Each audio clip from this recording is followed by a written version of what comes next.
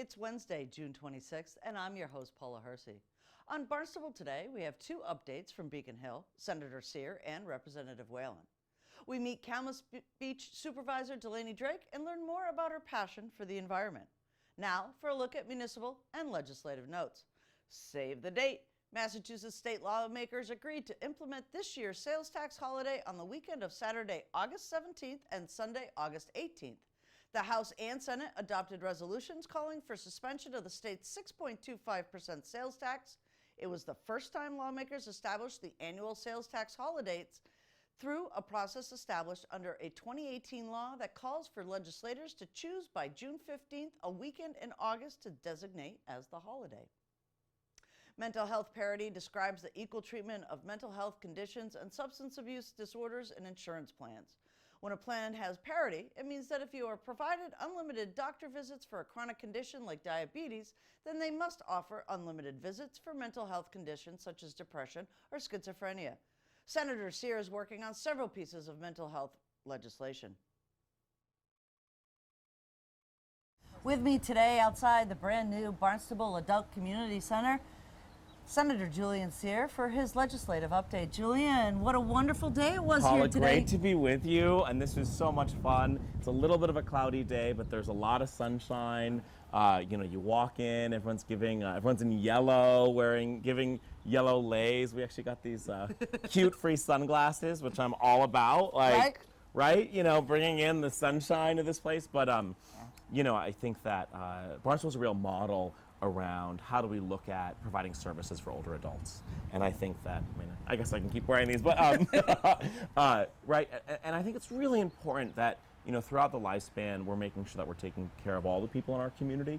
And I think on the 20th anniversary here, having a renaming, right, it's now the Barnstable Adult Community Center, and making sure that this is a space that folks know they can come to, they can rely on, and is a real kind of part of, I always think of successful communities where there's a lot of connectivity, right? Where there's a lot of connectivity in people, and that helps with a whole host of, social ailments and challenges, loneliness, and so it's just cool to be here in Barnstable and to represent a community that's really on the forefront of aging. Exactly, and aging in place. And there's, your advanced team had given me a list of things that we could talk about today, but we're talking about mental health. Yes. There's a lot of initiatives from the state right down to the local level with mental health. So let's dive right into it. Sure. Let's talk about what's happening on the state. So mental health is a critical issue, and it's one that we really haven't gotten right. So Massachusetts is a real leader in a lot of healthcare areas. If you look at a whole host of metrics, we're one of the healthiest states in the country. We have the highest rate of health insurance. But when it comes to actually access to mental health care, we actually don't do as well. And so I've been really fortunate to have been tasked by the Senate President to lead an initiative around mental health. I was appointed as the chair of the Joint Committee on Mental Health, Substance Use, and Recovery. I'm the Senate chair of that committee. And so we're really taking a deep dive around how do you have transformation of mental health. And so that's a whole host of policies, everything looking at parity of insurance coverage. So a lot of people who are looking to get mental health coverage, they simply can't. They can't get their insurance to pay for it. They can't navigate this whole sort of series of hurdles that have been created by the insurance companies. We've got to navigate that. We've got to look at workforce, and do we actually have mental health clinicians that are available in the places we need them? That's particularly a challenge here on Cape Cod. If you're looking for a psychiatrist or outpatient mental health, it's a real challenge in a geographically isolated place. So we're working on a whole host of policies, and there'll be bills to come. But sort of the big thing we do in the spring is the budget. So the House took up their budget in April, and the Senate, we took up our budget at the end of May. And there's several really important initiatives around mental health that's in that budget, including a new $10 million appropriation for an anti-stigma and anti-discrimination campaign, as well as a loan forgiveness program from a workforce perspective. We're also funding one of the biggest needs for folks who are struggling with mental illnesses is having stable housing. I filed an amendment that actually added an additional $1 million to a rental subsidy program managed by the Department of Mental Health. This $1 million is effectively going to eliminate the waiting list that currently exists for people looking for that subsidy, looking for that support. And then another initiative we've championed, which is again new in the Senate budget, is a focus on mental health for older adults, or geriatric mental health. So I actually filed an amendment and got that amount raised from $500,000 to $800,000. So this is going to be a new initiative that will be able to bring innovation, resources, trying to think how, a place like here, how the community, the adult community center here can participate in that. So that's just some of the things we're working on. It's a big, big task. And so there's things we're trying to get done in the short term, the medium term, and the long term. But when we really look at quality of life for people, I think we've got to do a better job in making sure that people actually get access to what is healthcare. How we treat, if you had, or if I had like high blood sugar or, cardiac issues, I would not be having to fight tooth and nail to get coverage. I'd walk into my primary care doctor, or if it's more of an emergency, I'd go to the emergency room, I'd be taken care of. There's a whole sort of suite of services that you'd get, and we don't have that with mental health. And until we have that, you're gonna see people really struggling with homelessness and addictions and a whole host of challenges that folks are facing. So that's kind of that's sort of a preview of what we're working on. Right. Money first in the budget, a bill to come in the coming months. Right. And you just touched upon one of the issues with mental health is it is a driver of homelessness. Yep. And as weather extremes, climate warming, all of the things that happen in our communities, with weather, there's no place for those folks to go. And in the local area, the CI unit of Barnstable Police has a plan, and you've helped them develop that plan. So I'm a big fan of the police department's community impact unit. Really innovative, community-based policing where you're getting officers on the street, working with nonprofits, working with business owners, particularly in Hyannis, to work around people who are chronically homeless. And so there are folks who, have been getting assistance through programs, but there's about 40 or 45, 50 people who are chronically homeless. They are really difficult. They don't want services. A lot of them are pretty mentally ill. But there's a real challenge with severe weather events. And we saw this not this winter, which was pretty nice, but for Cape Winters, but the prior winter, we had all those nor'easters and all those snowstorms. So last year, in last year's budget, I secured a $45,000 earmark to the town of Barnstable, to the police department, to have a program to house people when we had these really severe weather events. And we've gotten it again in the budget. And what's really interesting about the program in its first year, and I know you guys have done some great coverage on this already, but in the first year, of those about 40, 45 people who are chronically homeless, 20 of them, because of this program, have now been accessing services and are kind of on a path to having more sustainable housing that they wouldn't have had without the program. So the Community Impact Unit deserves a ton of credit. A lot of nonprofit organizations, NAMI, the Duffy Center, VinFen, and this real collaborative community policing-led effort is really making a difference in one of the toughest issues we've got here in Hyannis. Excellent. And then we also have another issue in Hyannis, which is water. Yep. Safe water. There's the Fire Training Academy. What's happening on the state level with that? So several things. PFAS and these emerging contaminants are something we're beginning to get our hands around. And as we learn more and more about them, we have significant concerns of exposure, particularly for mothers who are pregnant and mothers who are nursing, mothers and infants. So we're concerned about that. What I've done at the state level, I filed a bill to establish a task force to look at PFAS and how do we respond to that, right? So everything from what do we know from a scientific perspective, what do we don't know, where are all the sites in the Commonwealth that have some sort of plumes or there's PFAS, and then how do we begin to have a plan around how we clean this up? We're talking of tens of millions of dollars in multiple sites across the Commonwealth, including here in Hyannis. Also in Mashpee, there's some challenges, and we're just kind of getting our hands around that. So I filed a bill with Representative Kay Hogan to establish that task force. We're hoping to move on that soon. Also working, with the county, with the town, that I think we need to relocate this fire training academy. Really important services happen by having fire training on Cape Cod. The other place that if we didn't have this, firefighters would have to be traveling to Stowe, Massachusetts, which is sort of central north. It's pretty hard to get to. Would be a lot more cost to the town to do it. So we're actively working to move the Fire Training Academy to Joint Base Cape Cod. And so I secured $100,000 in the budget that's going to help with that move. So trying to both work on PFAS and exposures, yes, at the state level on how we respond, and then also more locally, how to provide some supports to address the situation right here in Barnstable. Any other issues you want to get out there before you gotta run out the door? Gosh, we've got a lot going on. I mean, this is sort of we'll come out with the budget. We'll come out by on or around July 1st. But I think this mental health piece is something I was really personal to me. In my own experience, in my own family's experience, I've seen how the lack of access to mental health care really is a barrier for folks. And so what I would ask, and I'd ask viewers, if you've got an idea or your family's had a situation or you've had an experience, please share that with me, because we're sort of in a data gathering listening phase now. And so you can shoot me an email, julian.cyr@masenate.gov. Or give my office a call. Really want to hear that feedback from folks. This is a critically important issue. The Senate President, in her leadership, really wants to see transformation of the mental health care system. And so we're aiming to do just that. But I need some good feedback to make sure we're doing the right thing. Excellent. Thanks so much. Always a pleasure, Paula.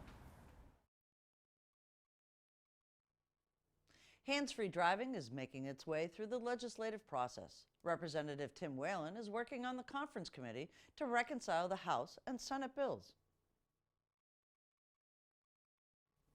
Fresh off the bus from Beacon Hill, with me today, Representative Tim Whalen. Tim, 4th of July, right around the corner. Where did spring go? Up until about 3 days ago, I thought winter wasn't leaving us with all the rain, 50 degrees and rain. A week ago, I'm looking at my gas fireplace in the house, and I'm ready to go over and turn it on. And as I got halfway there, Paula, and I went to push it, I said, no, this just isn't right. And I backed away and put on a sweatshirt, It's just not right, but it's exciting. The 4th, it's almost here. It is. 4th of July is obviously a big holiday across the Cape. It signals really, literally the start of our summer season. Yeah. What do you got planned? Well, let me tell you first off, I got to tell you this 4th of July story. The best 4th of July that I ever had in my life was 30 years ago. I was down at Parris Island, South Carolina in recruit training. And for July 4th, one of the few highlights, memorable highlights, I mean, there were many memorable moments, but a memorable highlight would be when the Marine Band and the silent drill team came down to Parris Island and performed for us. And you're just a lowly recruit, and just reinforced to me just how much I love this great country and how much I love this holiday. It's so special. I know we've been talking about, I'm really excited for the Barnstable West Barnstable 4th of July Independence Day Parade. And that parade to me signifies America. There is no more Norman Rockwell parade that I participate in on the regular than that parade. That parade is absolutely, positively beautiful. Nice short parade, all the kids, we throw all sorts of candy around. All the American flags and the people that are in the parade, and so many friends, and I have a group of a few families that march with me, and they help out, and what a great way. It's in the morning, so what a great way to start off the rest of the day, and I can go home and I can celebrate our independence with my wife and with my daughters and our family, and just enjoy our nation. Right, and that parade kicks off early in the morning. They're one of the first ones, I think, at 9 o'clock in the morning. So it's a great way to just get that celebration started and head down. Yeah, you're exactly right. I mean, you say 9 a.m. It's going to be nice and cool. Usually it's not. Usually I get a good sweat going. Of course, I like to run around and shake hands during the parade too, and seeing all those kids out there, it just reminds you what it's all about. We're a nation of families, and I love it. Fantastic. We've got a couple of issues up on the Hill that you've been working on. Number one is something near and dear to my heart, is the hands-free bill. Yes. I've heard it's now in conference committee, and you're on that conference. Yes. Yep. So the House version and the Senate version, we have to reconcile the differences between the two. So they assign a 6-member committee, the conference committee, and I was assigned to it as one of the 3 members of the House members in conference on this. We had our first meeting last week. The negotiations we keep very close to the vest. We don't We embargo them. We don't let them go outside the door. What I can tell you is, because it's public record, is what's out there in both bills, and I think that this is really critically important. With my 26 years of experience in law enforcement, I've knocked on too many doors in the middle of the night to deliver devastating news to families because of distracted driving, and a lot of it having to do with cell phones. And I think that we're finding that the problem's getting worse and worse. Everyone I speak to has said that they've been in traffic and looked to the right or looked to the left and seen someone with their phone in their hand playing with it. They've been driving down the road and they can see a car swerving at 2 o'clock in the afternoon. They know that it's probably not someone who's OUI alcohol, and as they pull up, it's someone who's messing around with a phone. So we're trying to get our hands around this. This has been strongly advocated for by some of the families of victims, people who lost their lives to distracted driving. And I like what I see in pieces and parts, and I'm just looking forward to the work that we have ahead over the next several weeks in trying to come to a compromise solution, getting it enacted, getting it signed by the governor, the sooner the better, because we want to get this enacted before the busy summer driving season, and hopefully we'll save some lives. Right. And this particular bill, again, let's dispel some of the myths of what it is. It's not that you can't use your phone while you're in your vehicle. There's specific parameters around the use of that phone. Right. Both versions of the bill refer to what they call a one-touch or a one-swipe method of operating a phone. So, for instance, I have, one of my cars has Bluetooth installed. My other car that I drive, it's an old beater, and it does not. So I have an earpiece, and what I do is when I hear a call come in, it's a one-button push, and I have my conversation, and then I turn it off. So they refer to the one button, the one touch or the one swipe. That also affects, that it was written that way to account for like Uber and Lyft drivers as well, and people who keep their phones mounted on the, permanently mounted on their dashboard or on their windshield, that they can just reach up and they can touch it or they can swipe it to accept a call. And that would be, so it's allowed. You can have a telephone conversation, you can engage with your device to accept a telephone conversation or to make observations. I mean, they state directly in there that you can use it to look at mapping, mapping programs, right. But you can't have it, you can't be manipulating the electronic device in your hand. Okay. So I believe that we're gonna find that the intrusion is minimal. You and I come from a generation where we remember driving cars without having to make telephone calls, and we survived. Now I think that just given the number of injuries, the number of fatalities we've had, we have to address this. And what I've seen, I believe it's very fair, and I believe it won't be intrusive on the motoring public at all. Right. And one of the things that we have noticed over the years past, there's been texting laws and things like that, is enforcement. Is there something within this bill that has some meat to the enforcement of? Yeah.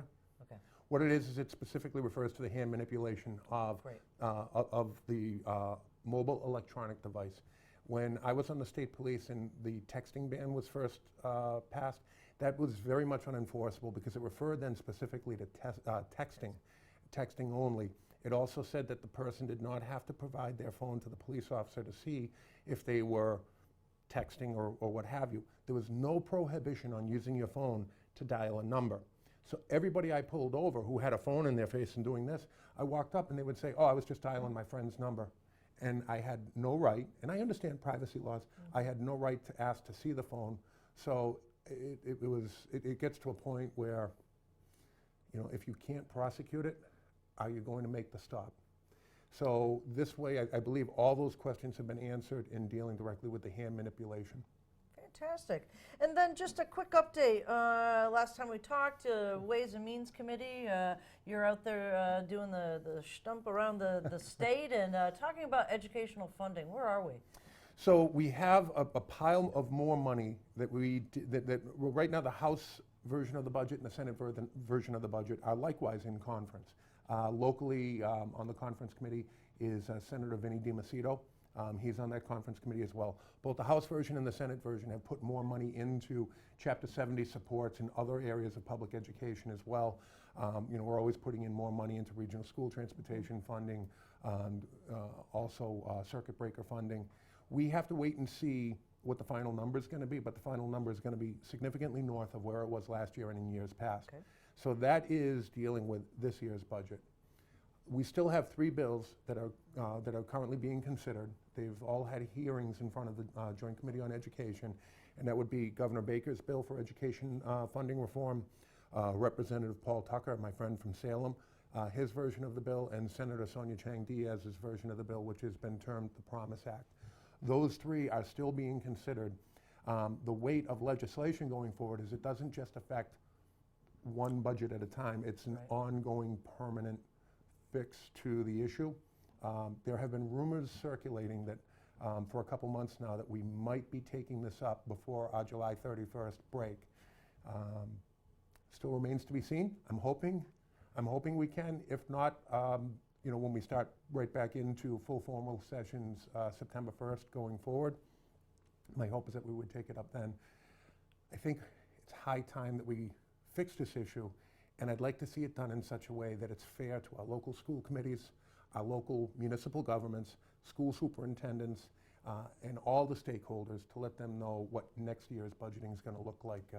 I don't want to be putting people through the exercise of next year's budget and then have us change everything come February. That would be unfair. And we can do it. Excellent. So it'll be interesting. Fantastic. Well, thanks so much for the updates, and I am so looking forward to 4th of July. Yeah. Excellent. Happy summer, Tim. Same to you. Happy 4th of July. We discovered a passionate environment protector last year at Calmus Beach. Out of the archives, meet Delaney Drake.